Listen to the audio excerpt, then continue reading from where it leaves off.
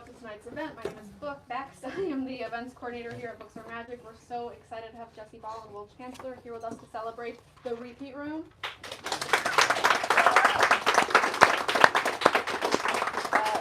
Before we get started, I just have a few housekeeping notes to go over. We'll be doing a hand-raised Q&A towards the end, so think of questions on them tight. We'll get them answered afterwards. Jesse's already signed all your books, so buy all of them. Mateo Scarfor gave us a no book left behind rule at these events, so you can't let us shelve the books after tonight. You have to purchase them, so that we can order more. But he'll also be personalizing them near where you checked in. Sorry, if you wanna. Sorry, no, you're good. That made no sense, but I'll explain it again at the end. If you're joining us virtually on the live stream, you can buy a copy of the Repeat Room using the link in the description. So you all know, you've all read the Eventbrite, supposedly, about this book. So instead I'm going to read from my shelf talker, and the Eventbrite talks about Kafka and Yorgos Lanthimos. And I'm wary of these comparisons, but I reference it here only because I think the genre should instead be compared to Jesse Ball. As innovative in structure as it is in content, this bizarre yet masterful work will recite yourself in your memory much like the Repeat Room it so uncannily represents. So again, buy the book. Buy it for your friends and your neighbors and your pets, everyone you know. Jesse Ball is an absurdist whose prize-winning work has been translated into more than 20 languages. He is on the faculty of the School of Art Institute of Chicago. Wonderful conversation partner tonight, Will Chancellor is the author of A Brave Man 7 Stories Tall, which we also have for you to purchase tonight, and a monograph about the Brazilian painter Lucas Arruda. He edits fiction at the Brooklyn Rail and is writing a novel about cosmonauts titled The Meaning of Certain Dreams. Without any further ado, please join me in giving the warmest welcome to Jesse and Will. All right. Thank you. Jesse, are you going to read from us? Yeah, I guess I'll read it a little bit. This is about halfway through. The book is divided into two sections. So the first half is one kind of nonsense, and the second half is a different kind. So you're going to get the second kind. My sister used to say, "Let us inhabit the moment of our love, not just now, but for our whole miserable, pitiable lives." And I would listen, as I always listened, standing, listening, watching. She would tell me things. She'd tell me anything, anything real, anything unreal. She made the world we lived in with her hurried, rapid phrases, so many I can hardly remember them all. Please, elaborations, imperatives. Nothing was too much. My father and mother, who raised us in that loveless house on a black hill with nothing surrounding it and nothing within, they told us we must be our own resort. "You must be your own resort," he said to me, "and you the same," to her. My mother said, "There isn't anyone who will help you or want to. You must carry your own help like food in a bag." My father hated the way the world had become. He was a romantic. Like all romantics, he loved the past, some past in some way particular to him, and went there to live in his head. From it, he drew an awful thing. From it, he made the house in which we lived and its rules, rules that marked and drove my life. The first rule, he said, as he said it so often, still each time it was, with the emphasis of speaking to one who has never heard, a useful thing for one like me, who indeed never hears, who is, as my father would often say, smiling somewhere else. The first rule, he said, the first rule is there is no one where you are. You think there's someone there standing in your skin, but there isn't. Accept it. If you would like for there to be someone where you are, albeit briefly, you must choose who to be and be that person. Excellent. I guess I should start. I recommend your books a lot to friends, and when I'm pushed and they ask why I recommend them, why I'm recommending you specifically, I always come back to this word care, and it seems like you take a tremendous amount of care in everything you do and everything you write.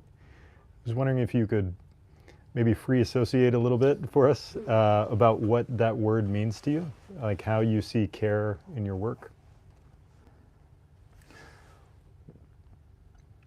Well, I spend a lot of time teaching as a professor, and it's teaching supposedly writing or art making of different kinds, filmmaking, performance art, sculpture.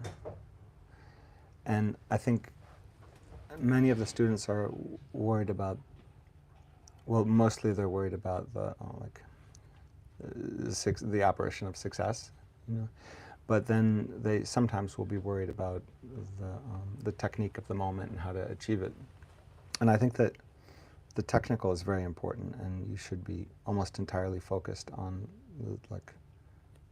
the hyper technical aspects. I don't think there's any technique that is too subtle for it to be worthless. However, the main thing I think is witnessing, like being in the world and just seeing things. And that's not like witnessing the world philosophically chunked into the culturally appropriate terms or such things, which is sort of like witnessing, if you would say now. But just walking around and seeing things, such as you might see them 100 years or 200 years or 300 years ago, or even outside of human culture, like as an animal would see something, you know. And I think that's the kind of care that leads you to have something interesting to say, to contribute. So that's the first thing, is to have something to say. And then after that, you'll find a way to say it. The care, I guess, in the observation of the moment and apprehending something initially with full focus and full faculty. I think there's been, you've actually said something in an interview that I think has done you a little bit of a disservice about your composition process being, you know, a lot of times you'll write a book in a fit that will be, you know, incredibly short, you know, like a week or something like that. And I think it's in tension a lot of times with what I see as the core of your work, which is this tremendous amount of care. Can you talk a little bit about how those two things relate to one another, like the observational care and the executional haste? It's nice to be given the opportunity to defend oneself from one's critics. I think that the moment of the work, it can be the craft that happens in the making of the thing can be something that like opens the work and the mind and the extent of the mind to the audience, or it can be one that in some Baroque way conceals it, usually in order for some other goal, like to appear more intelligent or to appear like fit for that epoch and its like concerns. But I think the bravery that a person can have is simply to state what they think and feel, and then follow there's always this like the thread, and the thread isn't, I don't think it's determined, the thread of the text or the thread of the mind, I don't think it's determined by the intent of the writer so much as it is determined by the aggregative like lexicon of all the thought shapes and the books that you've read and the films that you've seen and the voices of the people that you know, that create little whimsical tendencies in one direction or another, so that as you're typing and you're like someone's on a bridge and you're, you know, like it darts this way and it darts almost like a shuttle on a loom or something, you know. Mm-hmm. And the honesty that makes for a clarity that is not like a clarity just on one page, but a clarity through an entire work, is to like admit the bayonet and just follow that all the way through. And if somebody thinks that it's stupid, so be it. You know, that's okay. Being like a work being like hyper intelligent or stupid is beside the point. It's like if you're in a theater and there's a fire, like shouting fire so people can leave the theater. That's more what real work is. It's something that should be interacted with your entire body and in peril of your life, not something to add like a little gimmick to your intellectual tools or some nonsense. You used a word there that's, to me, it's kind of at the core of what this means as a novel in its two parts. And you were talking about artistic determination, right? The idea that, your work is determined by what you read. To some extent, we're the products of the inputs that we have. But on a political and judicial sense, this is kind of at the core of the way that I read this text. You read as widely and as wildly, I think, as anyone I know. I wonder if you've read Sapolsky's new book on determinism, and the idea that pervades throughout this is that the entire notion of someone being on trial presupposes that that person has free will for what brought them there. And I think in some sense this book is refuting that and saying that consciousness is largely determined by our circumstances and by the things that bring us to the present moment. So putting us on trial for any act of transgression is in some sense making the wrong assumption about our subjectivity and about who we are as people. Was that something that was deliberately in mind, like working on, notions of whether we are determined or whether we have free will and how that plays out in a courtroom? I didn't read that book, but I probably should. But I do think that I would agree with that thesis, and I think that a lot of the judicial system is a kind of ceremonial hand-wringing conducted by profiteers, just in order to create an ongoing narrative. I thought, I wrote Silence Once Begun is also on a similar, having to do with the notion, why should it be that your confession has meaning in the courtroom? Why are you the one who knows what happened to you? In a sense, it's only so because we have this old legal system where it's it would be you versus someone else, and you'd have to fight, and then that would resolve the case. It's like a battle with swords, and now it's still a battle with swords, except it's someone else has more money for an attorney or something like that. You just did something stylistically that is just in that answer that's also in the book of talking about yourself in the second person of you. And I think a lot of times, in my own narrative, when I'm trying to explain what I did a month ago, a lot of times it's the second person, you did this, right? You walked here, you did this. And there are a couple transitions in the novel where it moves from the first person I to the second person you. Is there something about the visual aspect of that, of seeing the character, or is that something do you feel like you're more at home with a conventional first person I, or with this second person, first person I? Well, I don't think that, since I don't think that characters exist in the first place, the whole thing is really,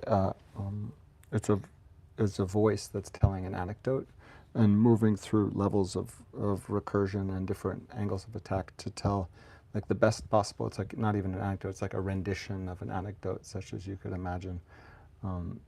These kinds of switches between perspective, they offer a modulation that usually allows the reader to regather their resources and then approach the task again, because I think what you get out of the reader determines what the text is. And so you could have a wonderful text that is really inaccessible and arcane and esoteric, and it can't be approached. Or you could have something that is difficult, but where the pauses are made such in the text that at the times when the text is most difficult, the reader is most available for those difficulties. So usually those kinds of switcheroos that you're talking about are in order to make. Well, there's one thing that you want to do, I think, which is that your best reader should have their suspicions confirmed, and often these kinds of warbling modulations are ways of confirming them aesthetically. I completely agree with that. There was one, I don't know if you glanced when you saw it in my copy, but I looked in it. Yeah, there, the lottery is at play, just, and I made a little side note, and then 2 pages later you reference the lottery, in passing. Was that particular text something that you were thinking about, like something that we grew up with, of this, this moment of thinking that you're being called and summoned for one purpose, but actually summoned to another? Was that something that was generative for you and maybe determined this in some artistic way, or was it a coincidence you arrived at, somewhere in the process? I think it's just in the marrow. Mm-hmm. Yeah.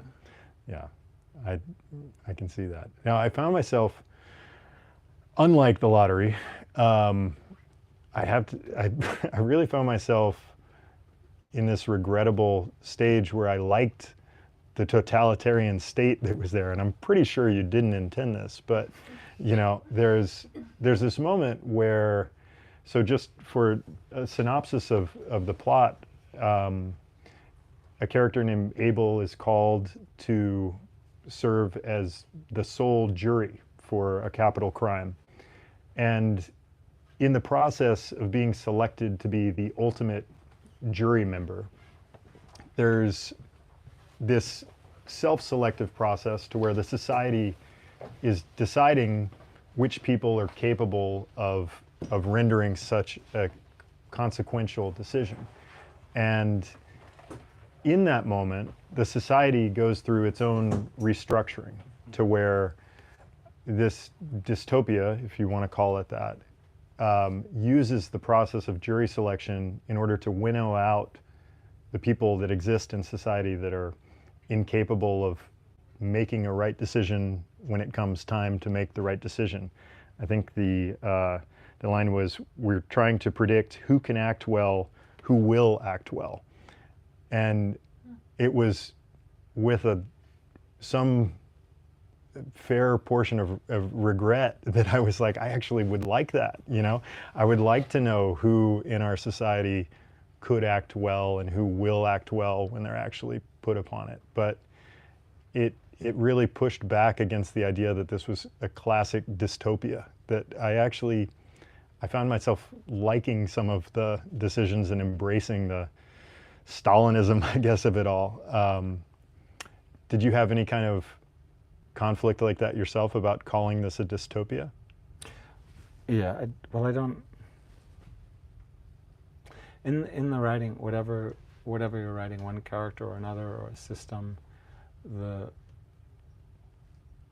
the thing that one aims to do is to do the best possible job. And I think the best possible job in this case, the metric would be whether each thing is given its due, whether that's a vase or the paw of a stoat, or a lamp or an umbrella or a totalitarian system. And so you wanna like give it its real due, like generously, as if its mother is like at the mailbox, like talking to the next totalitarian system's mother, and they're just like sharing like joy about their how their son's doing, Mm-hmm. And so you want to really like give the right shine to it. And so I think that to some degree I did feel like probably when I'm writing that part, I'm 100% in favor of it, and only then when I get to the next paragraph I like shift back. The same way that you would be 100% in the moment of a vase or something if you were trying to be. Right, yeah. Yes, I mean, that is incredibly important to me, the lacrimae rerum, the tears of things, right? Or the ono no aware in Japan, like actually inhabiting the thing in itself and fully being in the moment of whatever the thing is that you're writing about. Is that something that helps you as you're in this observational state when you're writing the book, even though you're not writing the book technically? Do you find that there are object anchors in your head as you're going through, and in the process of this book, are there things that you're like, well, in okay. daily life, it's just silly. I mean, I'm just too fond of everything. I think that's one thing as I've gotten older, I can always find things that are good about almost this stupid carton of milk, or that piece of string, or like someone's idiotic perspective. There's always like when students will bring you horrible work, just horrible work, and I always think, oh, this is a really interesting beginning for like, you know, if they did like 7,000 more pages just this way, this is going to be a gem. You're ready for your like TikTok art critiques, I think. Yeah. You do have in the novel, you have a theory of art that I found really interesting, in that great art, or even really good art, should cause conflict, and you shouldn't know immediately whether it's good or bad, and that it should be in this suspension to where you say, I don't know what I think about this. I'm wondering, I would guess that that's a theory that you hold, you know, in reality, but is that something that you find true? I felt that first about Harold Pinter when I started reading his plays, where I was like, what even is this? Mm-hmm. Like, what's going on? How am I supposed to feel? I don't know how to feel. It makes me feel, I don't know, like in Long Island in the 80s, we would like in the snow, like go past construction sites, and there'd be like tawdry, like the wind would be blowing and pages of porn magazines would be like fluttering, and I would feel like embarrassed that my friend had seen me see the pages of the porn or something, you know. And I felt that way about like Harold Pinter, and like what like the emotional situations the characters got into, and like how you got to I mean, like there'd be, you know, they always, the play starts and one character has the upper hand, and then another character comes along and gets the upper hand over that one, and just to see the status shift and the face loss that the first character has vis-a-vis the second character, and it's like I would like blush and look away from the page, you know, in a horror. Mm-hmm. So I feel like, yeah, that was one of the first times for me.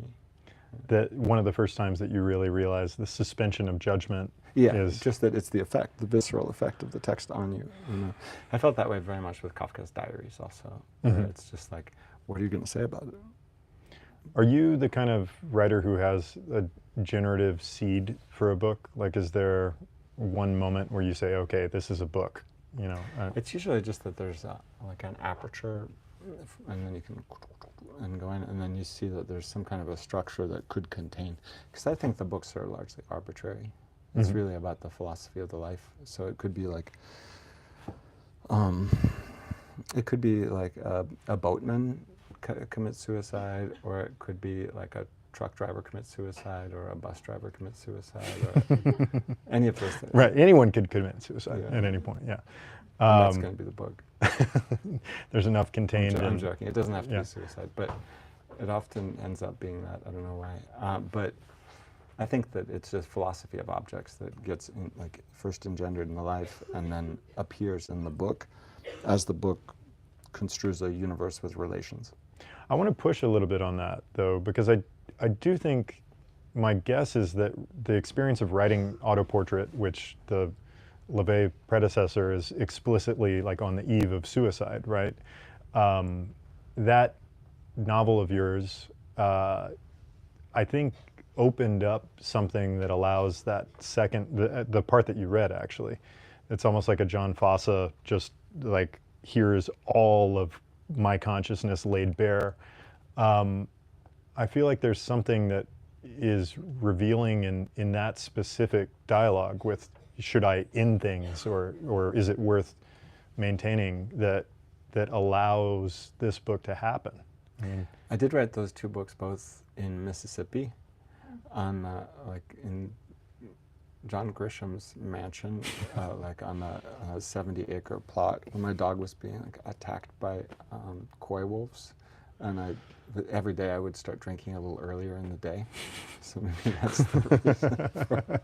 So it was thematically consistent. It's a Mississippi book, you know. Yeah. Mississippi is like another world. It really is. It's not like anything. I wonder if you're aware of this. There are a couple cases where this is the first time. I mean, I've read many of your books, and this is the first time where I've seen anything like regional dialect that's been there. And even though we're in an alternate future, it feels kind of like the future in this novel, at least in part one. And you know, there were things like, I have no call to do that, right? These southern expressions that locate it in a way within like a more Southern Gothic kind of feel. Was that something that you were aware of during the edits, that there were regional characters or regional phrases? I don't know if it's in the style book. It might be. I didn't notice it, but part of it was written in New Orleans. The other part, the second half, was in Chicago.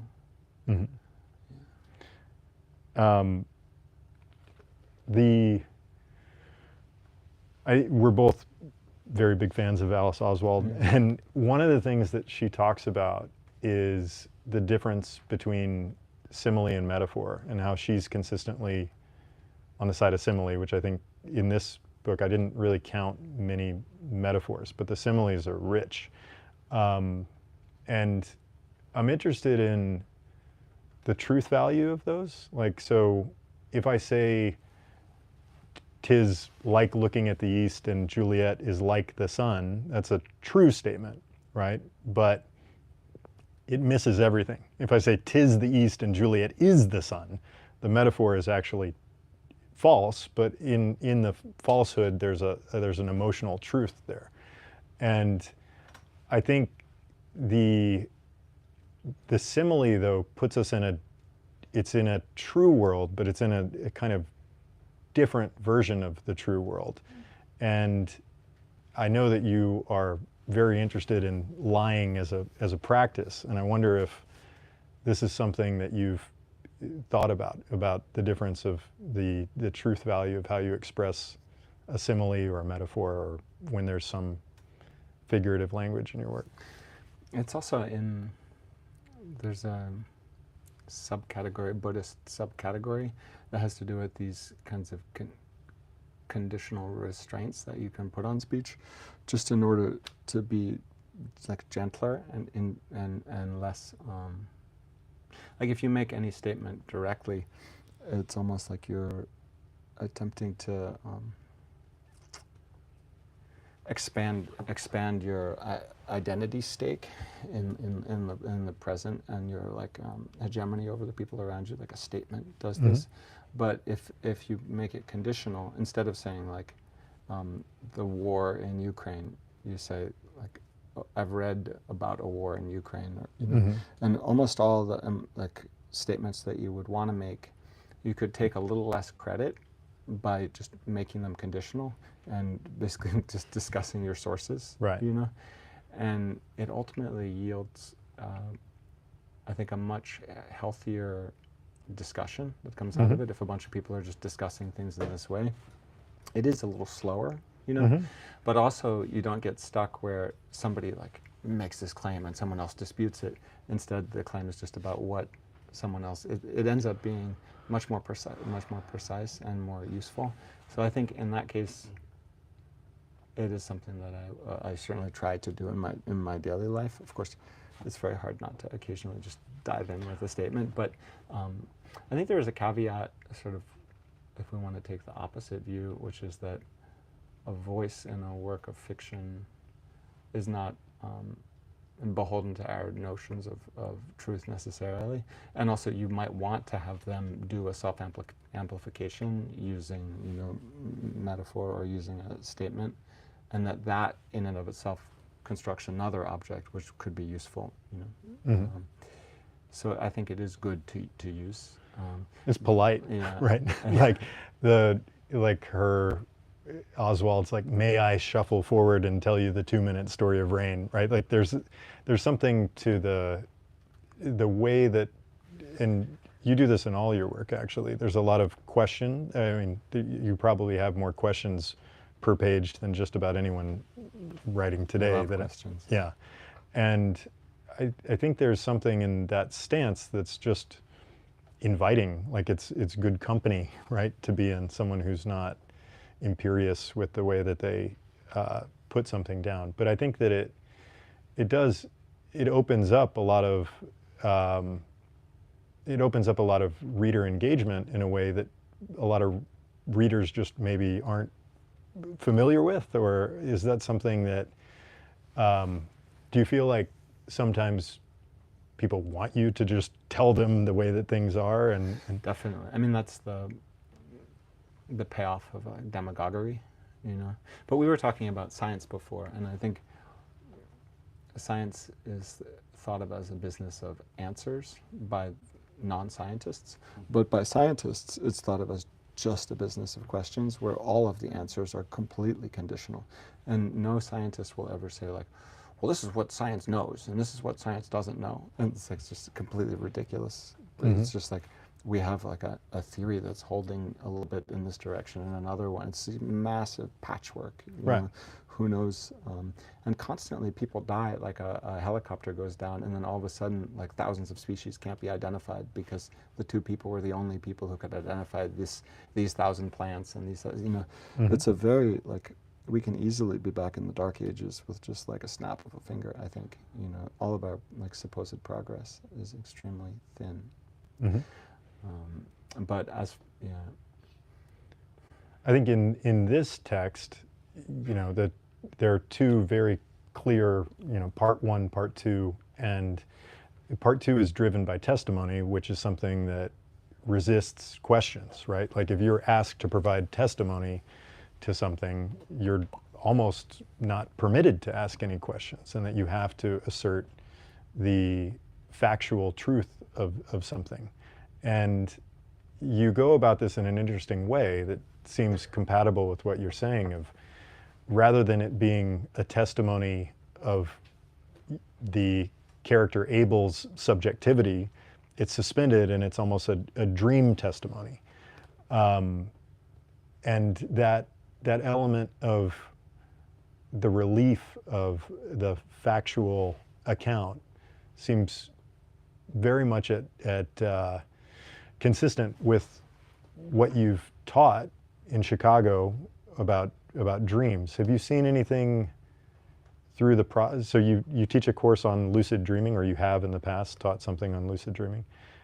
Do you see the dream truth as in some ways informing the testimony at the heart of this book? Maybe something that you've encountered from the course of, you know, from the practice of doing that for so long? I think that the second part of the book, it doesn't necessarily need to be the testimony of the person from the first part of the book. In a way, it's irrelevant whether it is or isn't, just that after having read the first portion of the book, you feel ready to think about something of that kind, and then there's something to think about that is like that, you know. So it doesn't, often the supposed causal connections between things turn out to be practically irrelevant, and this would be one such case. As the lucid dreaming, I used to teach it, and I really enjoyed teaching these classes on lucid dreaming, but then I had to stop because everyone sleeps with their phone, and so for it to work, people have to be able to remember their dreams. And so because people wake up and they immediately pick up their phone, they don't remember enough dreams for me to have the class function properly. So I had to really I had to shutter the barn and burn it down. It was killed by the iPhone. Yeah. That's interesting. I mean, I've always seen the first book of yours I read was The Way Through Doors, which was itself, the way that I learned to lucid dream was that you tell yourself this is a doorway, and every time you walk through the door, you say this is a dream. And I'm wondering about how spatial relationships, because this is a very constrained book as far as the space that we're in, and it seems different in that sense, that most of your books have this interplay of space and memory and, you know, free association, dreaming, intuition, things like this. But this felt much more, I mean, it is much more constricted spatially to these two locations. I think that's true. I think I hadn't thought about it that way. Physically, it's extremely claustrophobic. I think the way that space gets in the first section is in like comedic emphasis and the ridiculousness of some of the things that people say. I think that provides the relief, even if it's a different dimensionality of relief. Like it's not a spatial relief, but then all relief turns out to be kind of the same relief. So I think it's enough. And then in the second half, I think the relief comes from the kind of, we descend into these like, grottos of horror, and so it's a grotesque relief of absurdity when the parent's plan goes too far again and again, and then also kind of relief that comes from this like jumping from one wire to another of like when different recursions match up correctly so that you do follow the path when you land back on the first wire and know you're there. It feels, it's like a, if it works, I can't say whether it works. To catch everybody up, the second part, the brother and sister are following scripts that are laid out by the parents. So they essentially have no identity other than the identity of the characters that they're playing and the scripts that they're inhabiting, which to me, really emphasizes the psychological concept of us having scripts in society, right? That we follow scripts and we follow actions and we are constantly given roles to play. And it seems like this is also something that you have tried to burn down many times, right? Like that this is the role that I play as American novelist or whatever. And how did you feel about the script following, I guess, of the second half? And is that a horror to you? Is that the ultimate horror to you, of being given a list of characters and a list of scripts and saying, this is your life, you've got to choose? Well, it's a little like the thing that they say about poverty, which is like, if you're forced to be in poverty, it's the absolute worst thing. But if you choose it, then it's the best thing. And so I think that in this case, it's like this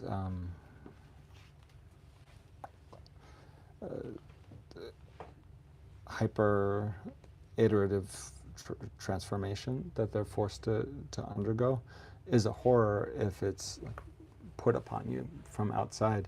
But if we have the comfort of within the daily life, to not feel like we need to center ourselves on the supposed important number one script of your life, then like a tremendous good feeling and eudaimonia arises.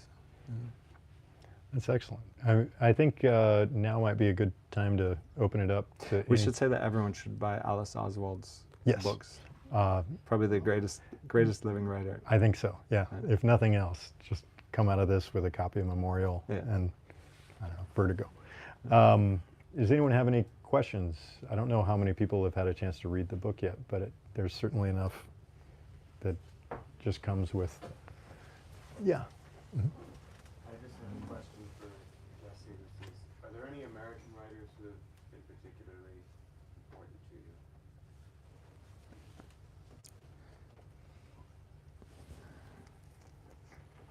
I like Stephen Crane. His poetry is really, really good. The Black Riders.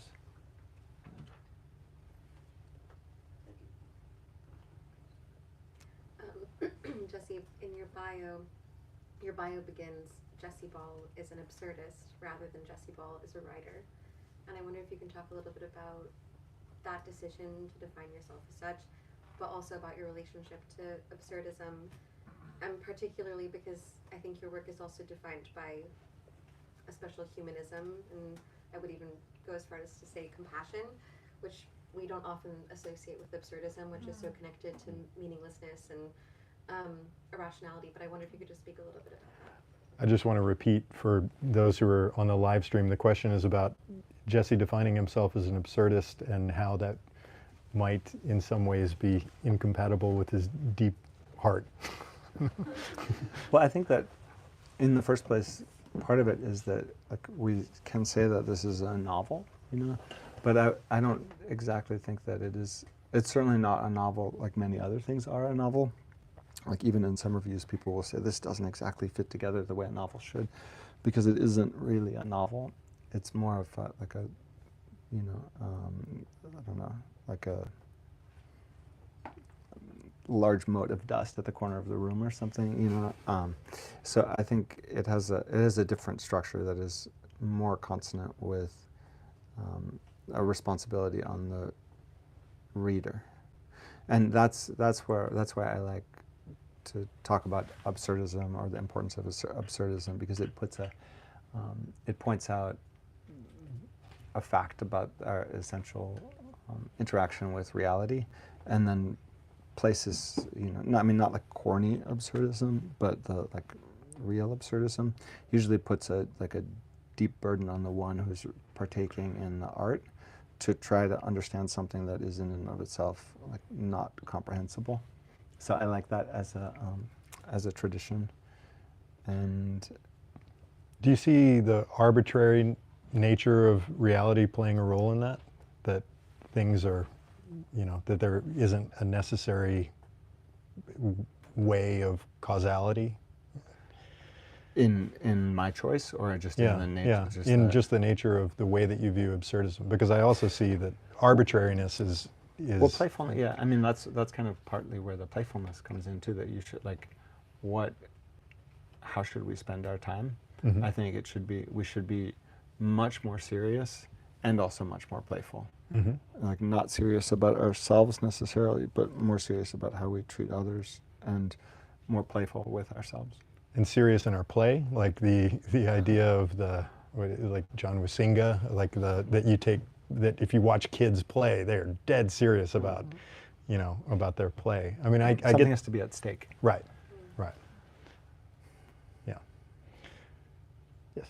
I'm wondering, on that note about like play and seriousness, what you make of like a Robbe-Grillet type character who's talking about like desire and jealousy and you know, but like writes a novel that's completely devoid of human emotion, but talks about, you know, an affair through talking about like the architecture of a home. Is that something? I mean, I can't wait to read this. I'm wondering if that's like, is psychology at the heart of the type of novel that you're looking at, or is it about something deeper like perception, humanism?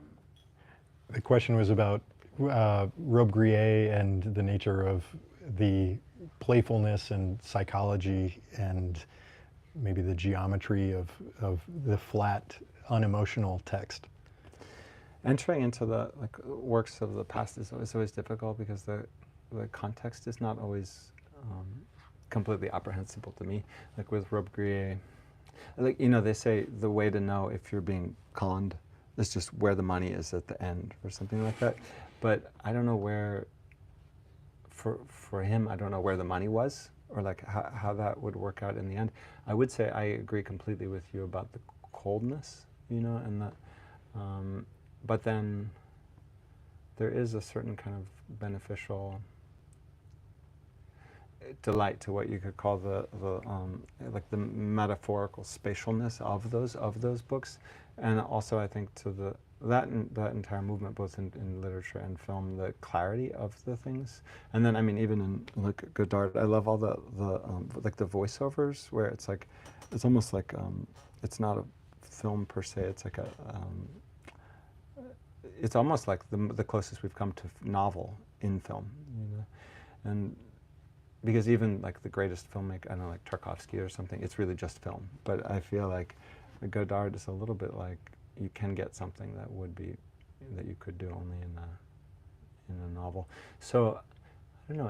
I think it's an interesting question, and I would say I have felt a little put upon by some of those people, because I feel like their like ethical concerns were not my own, and maybe they're a little bit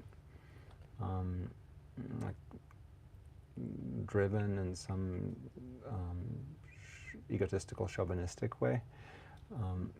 Nonetheless, I mean, similar to Milan Kundera a little bit too, but like still there's a technical delight in it that I think we can benefit from, especially in this era where there's just so,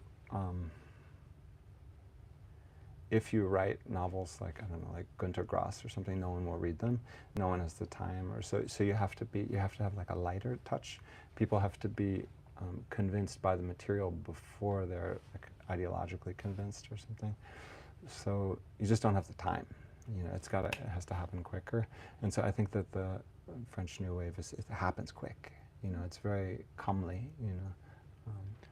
You brought up Tarkovsky, and the repeat room reminded me of the zone in Stalker. Oh, I love Like, Stalker, yeah, and this, that you can't quite ever get there, and it's this impenetrable core. I wonder if that was something that was conscious. I've seen that movie so many times. Yeah, and also the way in which it functions in the plot, both as like a pseudo physical location, but also more really as a resonant idea. So even within the thing, it's it never really reaches placeness. Mhm. Even when they're there, like the characters are mostly just like blathering, Yeah, and yet it's a center of gravity, right? Like a black hole at the heart of this entire society in this book, right? Is this exceptional state that we can't quite access, but defines everything. Right? It's interesting. Anyone else? Yes. You mentioned something about there being lexicon in this book or regional dialect. In another interview of yours that I've seen, you said you deliberately try to avoid American lexicons and situate your language in between. Did you think of yourself as doing that when you were starting to write? Did you think of your language as being there? The question was about regional dialect, and I think I overstepped by saying I think there are like two instances of this, but the question was about whether he was conscious and how it interrelates with his overall view of regional dialect in writing. I think the book begins with the thread that it begins with is a bit of noirish kind of thing, like a joke that someone is like murmuring into the radio in the middle of the night about a noir or something like that. That's the like it's knowingly, it has like a knowing grin about noir, and then probably these voices came in dialogue, because the dialogue, as I was saying before, has the function of modulating the tone to make the reader not feel as oppressed, and so with comedy, and so trying to be funny, probably some dialogue crept in, like because like humor is always like the superimposition of one way of knowing on another, where both things are known, but one is true and the other is like the consensus or something. So the way that we like have to parrot one way of speaking for everyone, but then there's like a different folk understanding. So it probably was forced out with that kind of virgin birth. We have time for one more question. Does anyone have something pressing? Yeah. I've often found myself wondering, when I start to read an author with a sizable body of work, if they had a wish about which book I might read first. Question is... And I'm wondering if you think that is besides the point, or if you would have a preference about which book someone would read first of yours. The question is where to begin with Jesse Ball's catalog. Maybe you should say.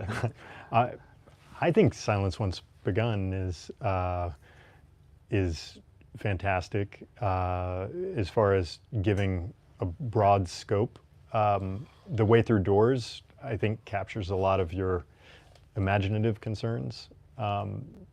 This book, I think, is probably closest to The Diver's Game or to Cure for Suicide. So that's already, I'm like way past the mark. I think you should answer this, actually, because I want to know the answer. Yeah, because I can ask anybody. Right, yeah, exactly. Well, there's I think that it's hard to say about what you would like or what you would not like, or whether what you want is something that you would like or something that you would not like. I think the early ones are more lyrical and more bent on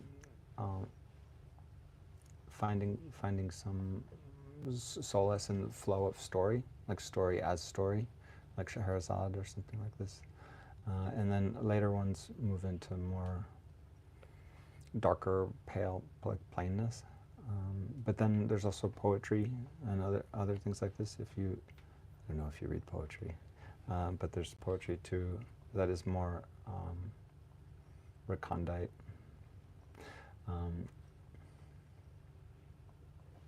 There's a book The recent one, Auto Portrait, is nonfiction, and then there's also some little monographs on teaching or on dreaming that are have their own. I don't know. It's hard. Probably.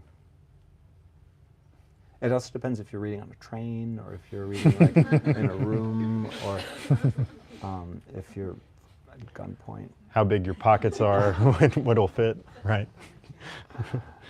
All right. Well, thanks so much to everyone. Thanks, Jesse. Thank this is an you. incredible book. Thanks.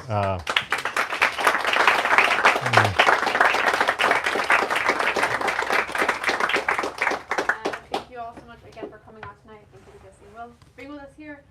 If you're listening to the live stream, you can buy a copy of the book in the live stream description. If you're wondering still which book to start with, I recommend The Repeat Room. Right here, my coworkers are going to point to where Jesse will be personalizing books. We have so many copies. Buy all of them, please. That's what you're here for. That's what we're here for. You can just line up down the side where there's room to line up. He's going, so we're going. Okay.